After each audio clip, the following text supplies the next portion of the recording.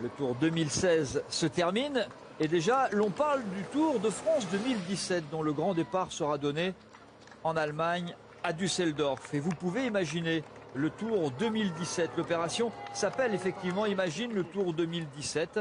Elle s'ouvre à tous du lundi 1er août au mercredi 7 septembre. L'objectif, c'est de valoriser toutes les compétences et de stimuler tous les talents afin de concevoir ce qui va constituer une partie majeure de l'identité de la 104e édition du Tour. C'est à vous, fans, d'imaginer l'affiche du prochain Tour de France. Et le nom de, en tout cas, l'affiche et son créateur, révélé le 18 octobre 2016 à l'occasion de la présentation du parcours du Tour de France 2017. Donc on rappelle, je le disais, qui s'élancera le 1er juillet de Düsseldorf en Allemagne.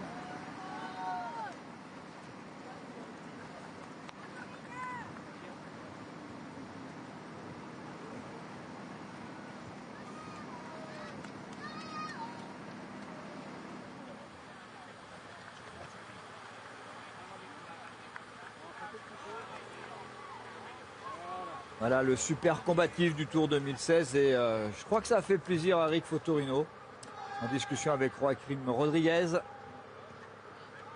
Oui, je trouve vraiment que c'était mérité parce que Sagan, il a vraiment animé des étapes qui n'étaient pas toujours pour lui d'ailleurs. Quelquefois des étapes de montagne, on avait le sentiment que quand il avait du jus, il y allait, il dynamitait la course et s'il y avait eu plusieurs Sagan dans le peloton, peut-être qu'effectivement certaines étapes auraient paru moins longues.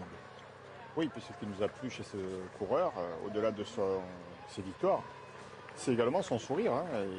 On dirait qu'il pratique le vélo comme un jeu, insouciant. Voilà, il prend parfois des risques certainement, mais ça se voit pas. Et il est très entreprenant, très à l'aise. Bref, on pourrait derrière des loges encore plus longtemps, mais c'est vrai que ça fait plaisir de voir des coureurs de cette trempe-là, et la popularité qui est la sienne, il ne la vole pas, et le public ne s'y trompe pas, le public a besoin de vibrer aussi, et Sagan, c'est un coureur qui donne du plaisir.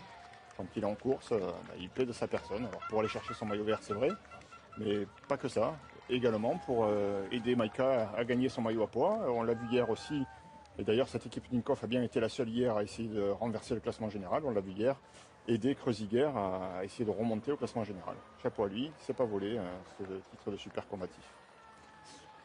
Alors qu'on découvre l'abbaye de Royaumont, c'est une abbaye cistercienne du XIIIe siècle qui fut bâtie par le futur Saint-Louis à la demande de son père mourant, le roi Louis VIII. Elle devait s'appeler Mons Regalis, c'est-à-dire Mont-Royal, donc Royaumont. Le roi venait prier, partager la vie des moines ici, et après une longue histoire remplie de vicissitudes, une vente aux enchères en 1791, sa cession à un banquier qui installa une filature de coton et fit détruire l'église, Royaumont a littéralement ressuscité au XXe siècle. Elle est en effet devenue, dans les années 60, un haut lieu de rencontres intellectuelles, scientifiques, artistiques, avec des intervenants venus du monde entier. Alors c'est un exploit, cette abbaye de Royaumont, dont vous découvrez encore des vestiges très bien conservés et restaurés, a été construite en 7 ans. Quand on sait que des abbayes du même ordre, du même genre, très ressemblantes, étaient achevées au bout de 35 ans.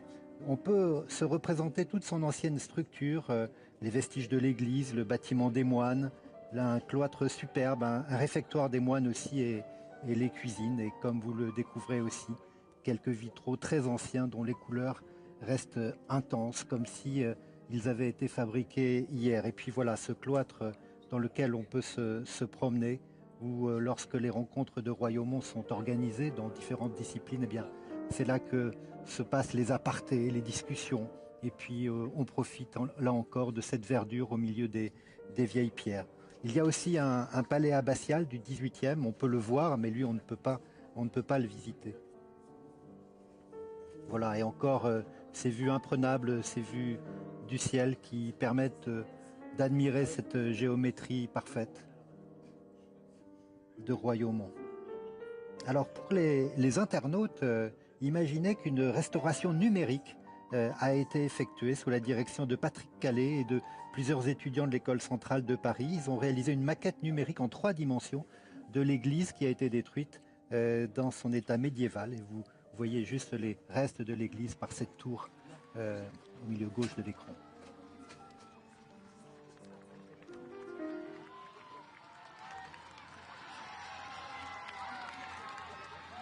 Après cette visite, c'est ça aussi le Tour de France, c'est visiter la France et ses chefs-d'œuvre. Eh bien, on va laisser le peloton s'organiser, prendre son temps en direction Paris, les Champs-Élysées. L'occasion pour nous, eh bien, de faire une page de publicité. Ça rime avec Champs-Élysées, c'est pour ça que je l'ai faite, celle-là.